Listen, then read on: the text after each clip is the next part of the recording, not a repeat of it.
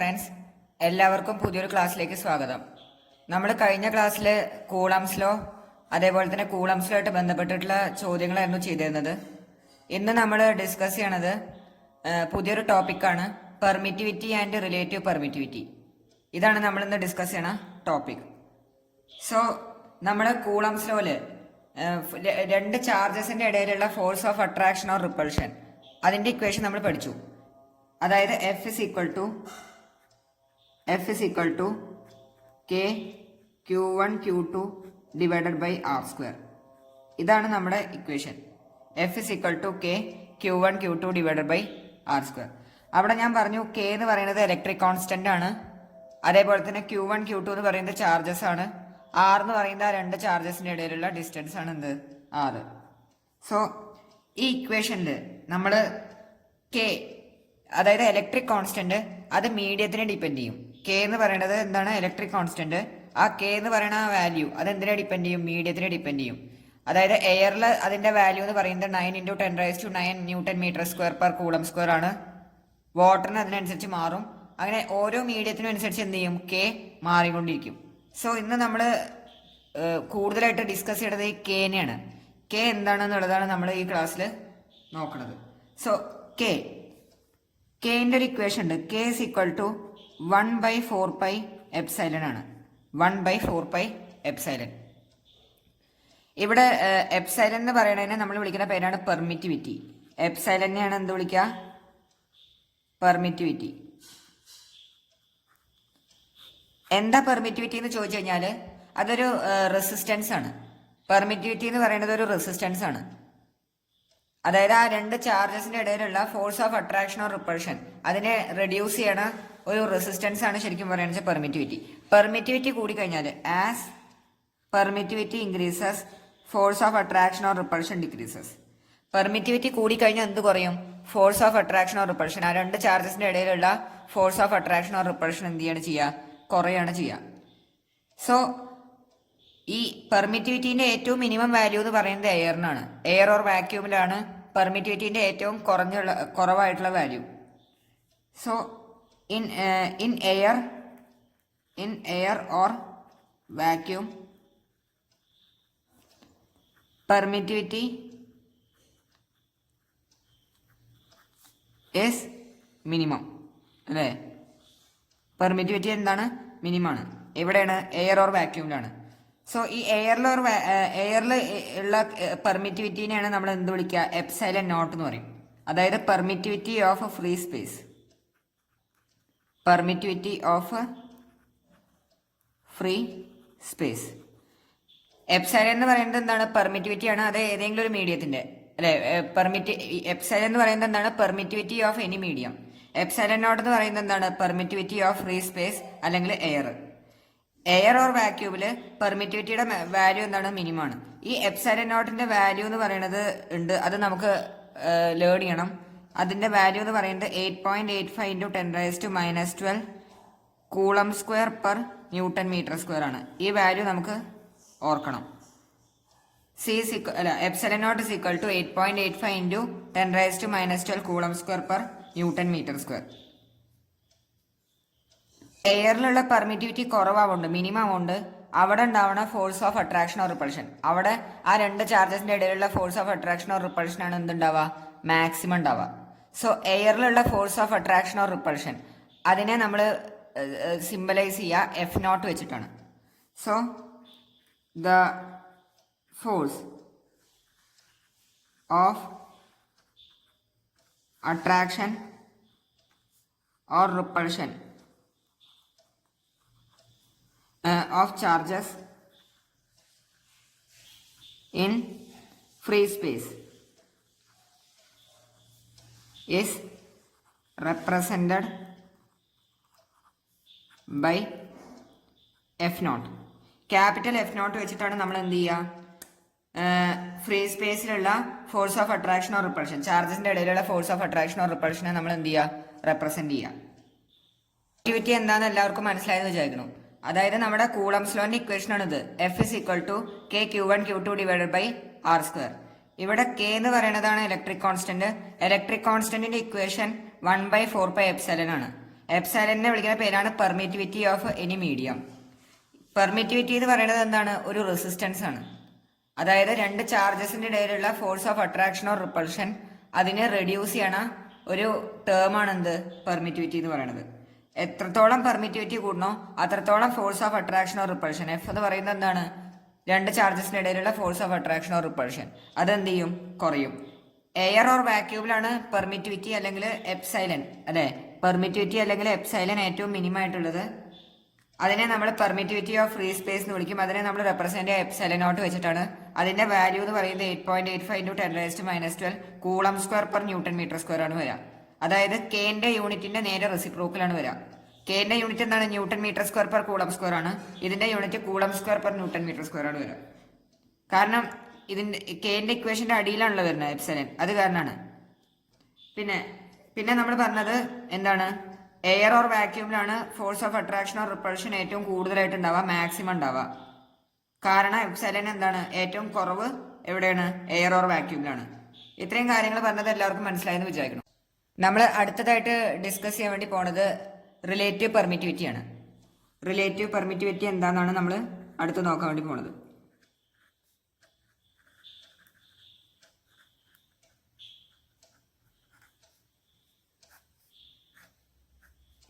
So നമ്മൾ permittivity എന്താണെന്നുള്ളത് നോക്കി.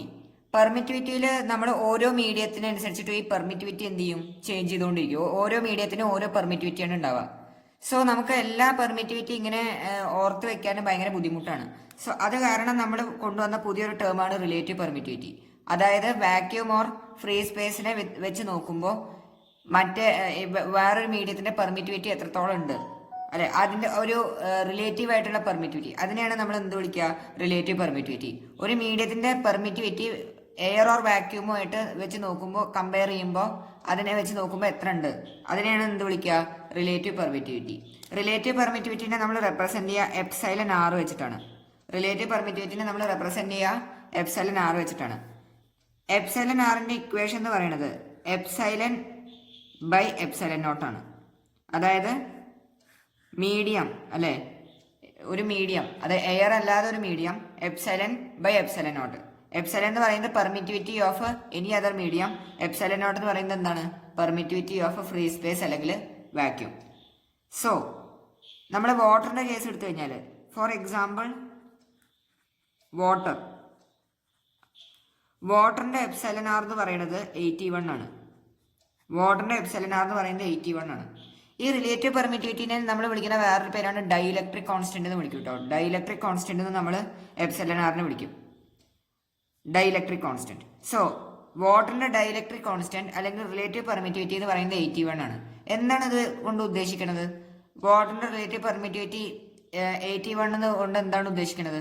അതായത് ഇത് എയർ ഓർ വാക്യൂമിനെ വെച്ച് നോക്കുമ്പോൾ, അതിനെ വെച്ച് കമ്പയർ ചെയ്യുമ്പോൾ വാട്ടറിന്റെ പെർമിറ്റിവിറ്റി എന്ന് പറയുന്നത് 81 ടൈംസ്, അല്ലെ. ഇവിടെ നമ്മൾ എപ്സൈലൻ ഇസ് ഈക്വൽ ടു ഇവിടെ എന്താ വരാ? എപ്സൈലൻ ആർ ഇൻറ്റു എപ്സൈലൻ നോട്ട് എന്ന് വരാം. എപ്സൈലൻ ആർ ഇൻറ്റു എപ്സൈലൻ നോട്ട്.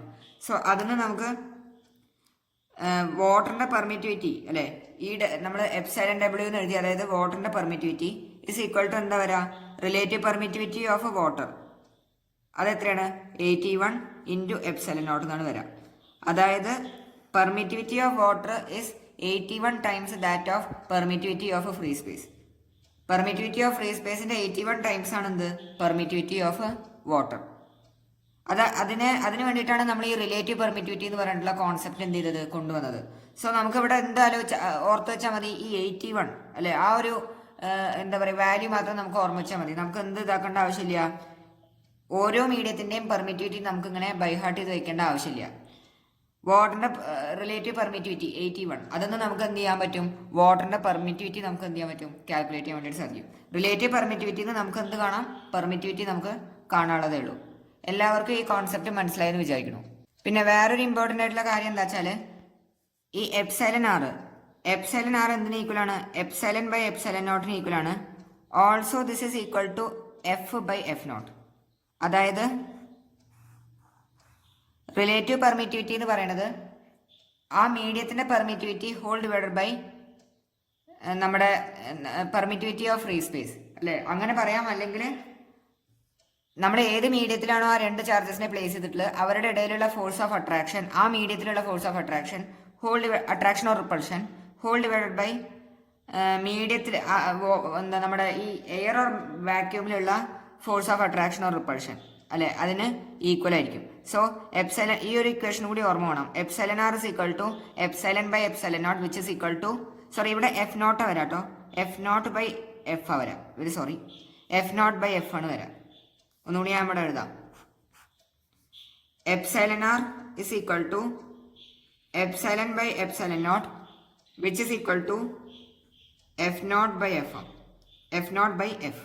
ഇതാണ് എന്ത് വരാം, ഇക്വേഷൻ വരാം. ഈ ഒരു ഇക്വേഷനും കൂടി നമ്മൾ ന്യൂമറിക്കൽസ് സോൾവ് ചെയ്യുന്ന സമയത്ത് നമ്മൾ ഇതും യൂസ് ചെയ്യും. എല്ലാവരും ഈ ഇക്വേഷൻ ഒന്ന് നോട്ട് ചെയ്യുക. അടുത്തതായിട്ട് നമുക്ക് കുറച്ച് ന്യൂമറിക്കൽസ് ചെയ്യാം. ഫസ്റ്റ് ചോദ്യത്തിൽ പറഞ്ഞിട്ടുള്ളത് ഇവിടെ രണ്ട് ചാർജസ് ഉണ്ട്, Q1 ആൻഡ് Q2. ഈ Q1 ആൻഡ് Q2നെ നമ്മൾ d ഡിസ്റ്റൻസ് ദൂരെയാണ് സെപ്പറേറ്റ് ചെയ്തിട്ടുള്ളത്. ആദ്യം നമ്മൾ ഇതിനെ വാക്യൂമിൽ പ്ലേസ് ചെയ്യാണ്. വാക്യൂമിൽ ഈ രണ്ട് ചാർജസിന്റെ ഇടയിലുള്ള force of attraction or repulsion, ഇവിടെ രണ്ടിന്റെ സൈന് നമുക്ക് പറഞ്ഞിട്ടില്ല, അട്രാക്ഷൻ ആവാം റിപ്പൾഷൻ ആവാം. സോ അവരുടെ അട്രാക്ഷൻ ഓർ റിപ്പൾഷൻ നമുക്ക് തന്നിട്ടുണ്ട്, അതിന്റെ ഫോഴ്സ് എഫ് ആണ്.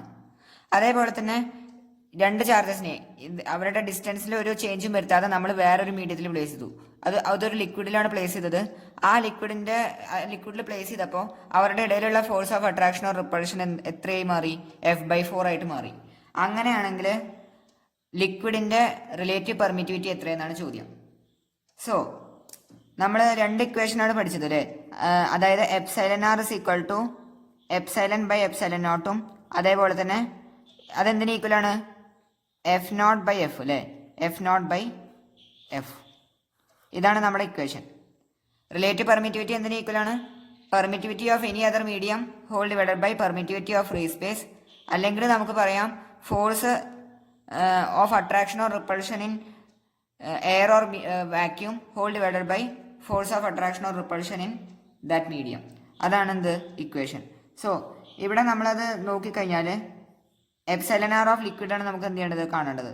സോ ഇവിടെ നമുക്ക് തന്നിട്ടുള്ളത് ഫോഴ്സിന്റെ കാര്യങ്ങളാണ് തന്നിട്ടുള്ളത്, ഇൻഫർമേഷനാണ് തന്നിട്ടുള്ളത്. സോ നമ്മൾ ഇത് യൂസ് ചെയ്യില്ല. Epsilon r is equal to epsilon by epsilon naught നമ്മൾ യൂസ് ചെയ്യില്ല. കാരണം എന്താണ്, ഇവിടെ ഫോഴ്സിന്റെ ഒരു ഇതും ഇല്ല, ഇവിടെയാണ് അല്ലേ, ഈ ഇതിലാണ്. സോ നമ്മൾ ഈ ഇതാണ് യൂസ് ചെയ്യണത്. So epsilon r is equal to എന്തിന് ഈക്വൽ ആണ്, F naught by F, F naught by F. ഇവിടെ എന്തിനും ചേഞ്ച് ഇല്ല, ചാർജസിലും ചേഞ്ച് ഇല്ല, അതേപോലെ തന്നെ അവരുടെ ഇടയിലുള്ള ഡിസ്റ്റൻസിനും എന്തില്ല, ചേഞ്ച് ഇല്ല. സോ നമുക്കത് സിമ്പിൾ ആയിട്ട് യൂസ് ചെയ്യാൻ വേണ്ടിയിട്ട് സാധിക്കും. സോ എഫ് നോട്ട് എന്ന് പറയുന്നത് എഫ് നോട്ടിന്റെ വാല്യൂ എത്രയാണ്, എഫ് നോട്ട് എന്ന് പറയുന്നത് വാക്യൂമിലുള്ള force of attraction or repulsion ആണ്. അത് എത്രയാണ്, എഫ് ആണ് അല്ലേ, എഫ് ബൈ ലിക്വിഡിൽ എത്രയാണ്, ലിക്വിഡിൽ ഉള്ളതാണ് എഫ്, അതെന്തിനു ഈക്വലാണ്, F/4 അല്ലേ, F/4. സോ ഇതിന്ന് എഫ് ക്യാൻസൽ ചെയ്ത് പോകും, അതിന്ന് നമുക്ക് എന്ത് കിട്ടും, 4 കിട്ടും അല്ലേ. നമുക്ക് റിലേറ്റീവ് പെർമിറ്റിവിറ്റി എത്ര കിട്ടി, 4 കിട്ടി. സോ അതാണ് ആ ലിക്വിഡിന്റെ റിലേറ്റീവ് പെർമിറ്റിവിറ്റി. എല്ലാവർക്കും ഈ ചോദ്യം മനസ്സിലായെന്ന് വിചാരിക്കുന്നു.